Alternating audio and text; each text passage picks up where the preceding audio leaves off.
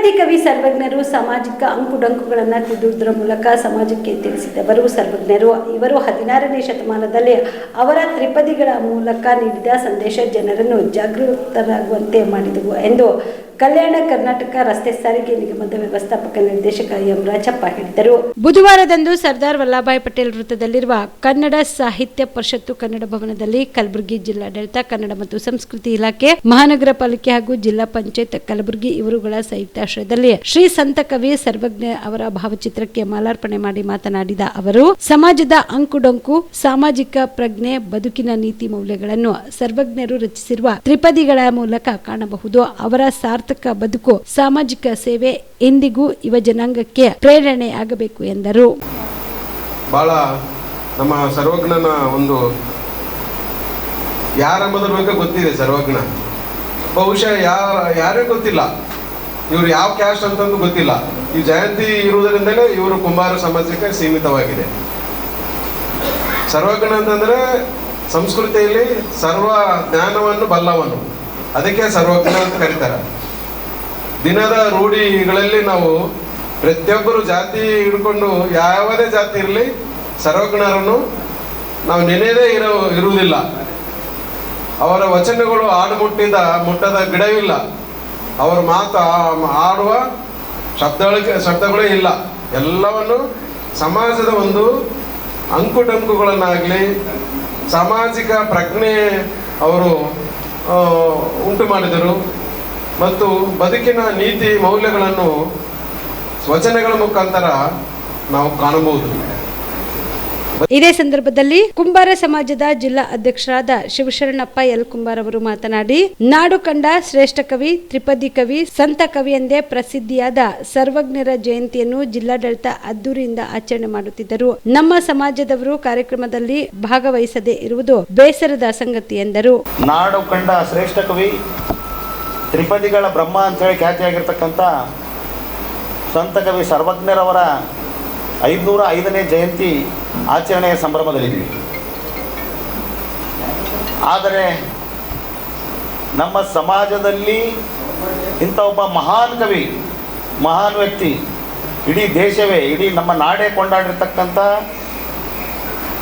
ಸಮಾಜದ ಅಂಕುಡೊಂಕುಗಳನ್ನು ಯಾವುದೇ ರೀತಿಯಾಗಿ ಅಂದರೆ ರಾಜಕೀಯವಾಗಿ, ಸಾಮಾಜಿಕವಾಗಿ ಎಲ್ಲ ರೀತಿಯಲ್ಲಿ ಜನರಿಗೆ ಅರ್ಥವಾಗುವಂತೆ ನೇರ ನುಡಿಗಳ ಮುಖಾಂತರ ತಮ್ಮ ಕವನಗಳಲ್ಲಿ ತಿಳಿಸಿರ್ತಕ್ಕಂಥ ಇಂಥ ಸಂತ ಕವಿ ನಮ್ಮ ಸಮಾಜದವರು ಎನ್ನುವಂಥ ಒಂದು ಹೆಮ್ಮೆ ನಮ್ಮ ಸಮಾಜದ್ದು. ಆದರೆ ದುರದೃಷ್ಟವಶಾತ್ ಈಗ ಹೇಳಬೇಕಾಗುತ್ತೆ, ಒಂದು ಮಾತು ದುರದೃಷ್ಟವಶಾತ್ ಅಂತೇಳಿ ಹೇಳಬೇಕಾಗುತ್ತೆ, ನಮ್ಮ ಸಮಾಜದ ಜನರು ಇನ್ನೂ ಎಲೆಮರೆಕಾಯಿ ಅಂತೆ ಒಬ್ಬೊಬ್ಬರಿಗೆ 10 ಸಲ 100 ಸಲ ಫೋನ್ ಮಾಡಿದ್ರು ಸಮಾಜದ ಜನರು ಇನ್ನೂ ಅವೇರ್ನೆಸ್ ಬಂದಿಲ್ಲ, ನಮ್ಮ ಕಾರ್ಯಕ್ರಮಗಳಲ್ಲಿ ಭಾಗವಹಿಸ್ತಾ ಇಲ್ಲ. ಇದು ರಾಜಕೀಯ ಕಾರ್ಯಕ್ರಮ ಅಲ್ಲ, ಇದು ನಮ್ಮ ಸಮಾಜದ ಶ್ರೇಷ್ಠ ಸಂತನ ಒಂದು ಕಾರ್ಯಕ್ರಮ.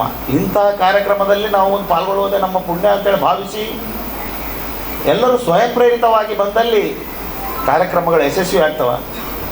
ನಾವು ಎಲ್ಲ ಹಿಂದೆ ಮಾಡಿರ್ತಕ್ಕಂಥ ರಾಜಕೀಯ ಕಾರ್ಯಕ್ರಮಗಳ ಥರ ಮಾಡೋಕ್ಕಾಗಲ್ಲ. ಯಾಕಂದರೆ ಇದು ಸಮಾಜದ ಕಾರ್ಯಕ್ರಮ.